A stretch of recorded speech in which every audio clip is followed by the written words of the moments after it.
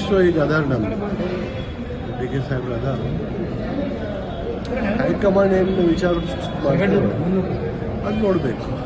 So ಇವ್ರಿಗೆ ಕೊಟ್ಟರೆ ಜವಾಬ್ದಾರಿ ನಿಭಾಯಿಸ್ತಾರೆ ಯಾರು ಸತೀಶನ್ ಅವರು ಅದೇ ಅವ್ರು ಪೂರ್ಣ ಸ್ಟೇಟ್ದ ಲೀಡರ್ ಅದಾರ, ಮಾಡ್ತಾರೆ ಅವ್ರು ತುಂಗೆ ಇಲ್ಲ. ಈಗ ಸದ್ಯಕ್ಕೆ ಡಿ ಕೆ ಶಿವಕುಮಾರ್ ಸಾಹೇಬ್ ಅದಾರ ಅಧ್ಯಕ್ಷ ಅದಾರ. ಫುಲ್ ಟೈಮ್ ಅಧ್ಯಕ್ಷರು ಬೇಕನ್ನುವಂಥ ಡಿಮ್ಯಾಂಡ್ ಹೆಚ್ಚಾಗ್ತಾ ಇದೆ ಅನ್ನುವಂಥದ್ದು. ಈಗ ಅದ್ರ ಬಗ್ಗೆ ನಮಗೆ ಏನು ಕಲ್ಪನೆ ನಾವು 15 ಜನ ಡೆಲ್ಲಿಗೆ ಹೋಗ್ಬೇಕಾಗಿತ್ತು, ತಾವು ಹೋಗಲಿಲ್ಲ. ಡೆಲ್ಲಿಗೆಲ್ಲ ಹೋಗ್ತಾ ಇದ್ರಿ, ಎಲ್ಲ 15 ಜನ ಶಾಸಕರು ಹೋಗ್ತಿದ್ರು. ಅವೇನು ಪ್ಲ್ಯಾನ್ ಇರಲಿಲ್ಲ, ಏನು ಪ್ಲ್ಯಾನ್ ಇಲ್ಲ. ಈಗ ದುಬೈಗೆ ಹೋಗ್ತಾ ಇದ್ವಿ. ಹೌದು. ಯಾರು ಸರ್? ನಾವು 15 ಜನ ಯಾರು ನಮ್ಮ ಸ್ನೇಹಿತರಿಗೆಲ್ಲ ಇದಾರೆ. ಯಾರ್ಯಾರು ಇದ್ದಾರೆ ಸರ್?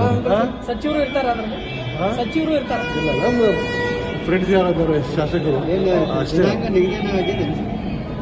ದಿನಾಂಕ ಯಾವಾಗಂತ ಇಲ್ಲ, ಯಾವಾಗ ಟಿಕೆಟ್ ಸಿಗ್ತದ್ದು ಅವ್ರು ಹೋಗೋದು. ಸೊ ಅಧ್ಯಕ್ಷರ ಸ್ಥಾನವನ್ನು ಸತೀಶ್ ಜಾರಕಿಹೊಳಿ ಅವರು ನಿಭಾಯಿಸ್ತಾರೆ. ಸೊ ಅವ್ರಿಗೆ ಕೊಟ್ಟರೆ ಅನುಕೂಲ ಆಗುತ್ತೆ ಅನ್ನುವಂಥದ್ದು ಜನರ ಒತ್ತಾಯ ಇದೆ. ಭಾಳ ಮಂದಿ ಅದಾರು. ಹೆಚ್ಚಿನ ನಾವು ನೋಡಿದಂದ್ರೆ ಸತೀಶ್ ಅಣ್ಣ ಅವ್ರ ಕೆಲಸ ಭಾಳ ಮಾಡ್ತಾ ಇದ್ದಾರೆ ಎಲ್ಲ ಕಡೆ. ಮತ್ತು ಅವರೇನು ಅಧ್ಯಕ್ಷ ಬಗ್ಗೆ ಏನು ಮಾತಾಡಲಿಲ್ಲ. ಈಗ ಸದ್ಯಕ್ಕೆ ಅಧ್ಯಕ್ಷ ಡಿ ಕೆ ಶಿವಕುಮಾರ್ ಸಾಹೇಬ್ ಅದಾರು. ಹೈಕಮಾಂಡ್ ಏನು ನಿರ್ಣಯ ತಗೋತಾರೆ ಆಮೇಲೆ. ನಿಮ್ಮ ಅನಿಸಿಕೆ ಏನು ಸರ್? ಸತೀಶ್ ಜಾರಕಿಹೊಳಿ ಅಧ್ಯಕ್ಷ ಆಗ್ಬೇಕಾದ್ರೆ ಒಂದು ಸ್ಥಾನಮಾನ, ಉನ್ನತ ಸ್ಥಾನಮಾನ ಸಿಗ್ಬೇಕು. ಸತೀಶ್ ಜಾರಕಿಹೊಳಿ ಅವರು ಅಧ್ಯಕ್ಷ ಆಗ್ಬೇಕಾದ್ರೆ ಅವರು ನಮ್ಮ ಲೀಡರ್ ಅದಾರು. ನಾವು ಯಾವಾಗ ಹೇಳಿದ್ದೇನೆ ಅವರು ಡಿ ಸಿ ಎಮ್ ಆಗಬೇಕು, ಅಧ್ಯಕ್ಷ ಆಗಬೇಕು, ಅದು ನಿರ್ಣಯ ಹೈಕಮಾಂಡ್ ಅವ್ರು ತಗೋತಾರೆ. ಹೈಕಮಾಂಡ್ ತಗೊಳ್ಳಿಲ್ಲ. ಬಟ್ ನೀವೆಲ್ಲರೂ ಎಮ್ ಎಲ್ ಎ ಅವ್ರ ಜೊತೆಗಿದ್ದೀರಿ, ನಾವು ಪಾರ್ಟಿ ಜೊತೆ ಯಾವಾಗ ಹೇಳಿದ್ದೇವೆ, ಸತೀಶ್ ಎಲ್ಲರ ಜೊತೆಗೆ.